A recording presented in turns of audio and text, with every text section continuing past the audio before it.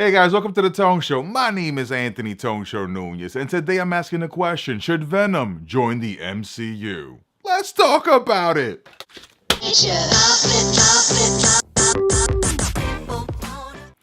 Okay guys, there's gonna be a whole bunch of spoilers in this video. I saw the movie, I'm gonna spoil it if you haven't, so click off. Let's go. Let's talk about the beginning of this question. Should Venom join the MCU? No. Thanks so much, guys. Make sure to like and subscribe for this. I'm kidding.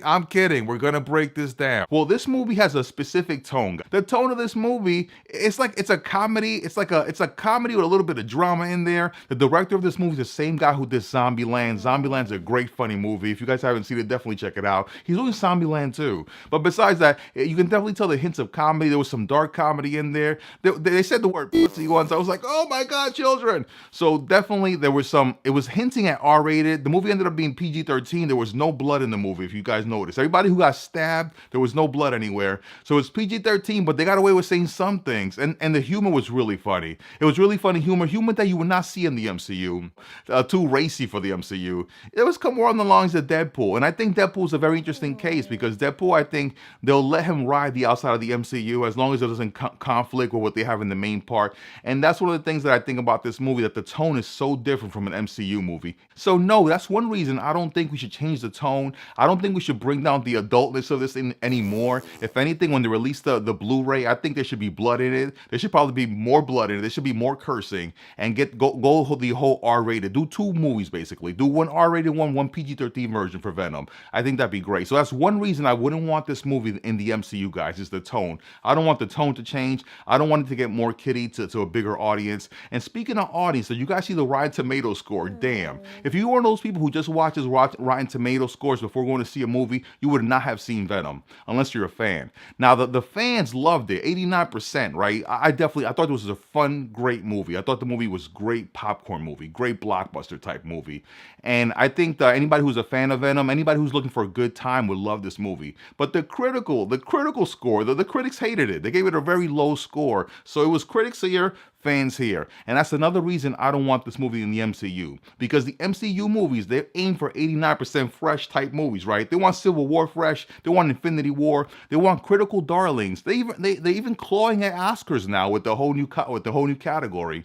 They want those critical Oscar movies they're trying to hint at. They even got their own category now, so they might go for Oscars next time around for these Marvel movies. I don't want Venom to go for that. I want Venom to remain pure. I want it to remain where it is. I don't want it to join the MCU and have to be a critical success, maybe cut away at some of the stuff that made it successful in the first place, so it can also have a high critic score and also a high audience score for the fans.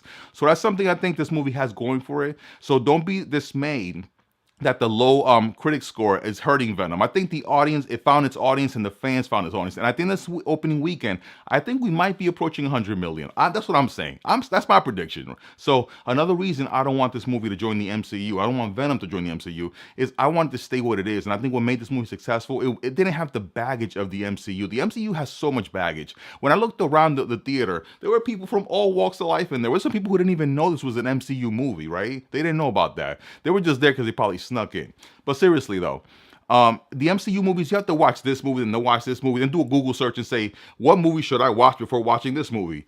This movie didn't have no baggage, and that was great. And I think if you want Venom to join the MCU, he's going to have to make compromises again. Compromises which I think would hurt the movie itself and the character. And I really like what Sony has done. Sony's done such a great job, I think, with this character and separating it from Spider-Man and just making it its own thing. That dragging it into the Spider-Man gook at this point would just be counterproductive. No, I don't want Venom to join the MCU. I want Venom to remain what it is. If anything, take it further out there, Venom. Go anti-Venom. What the hell? So anyway, those are my thoughts on Venom. I thought it was a great movie. Definitely watch it again. I'm going to watch it again when it comes out on demand.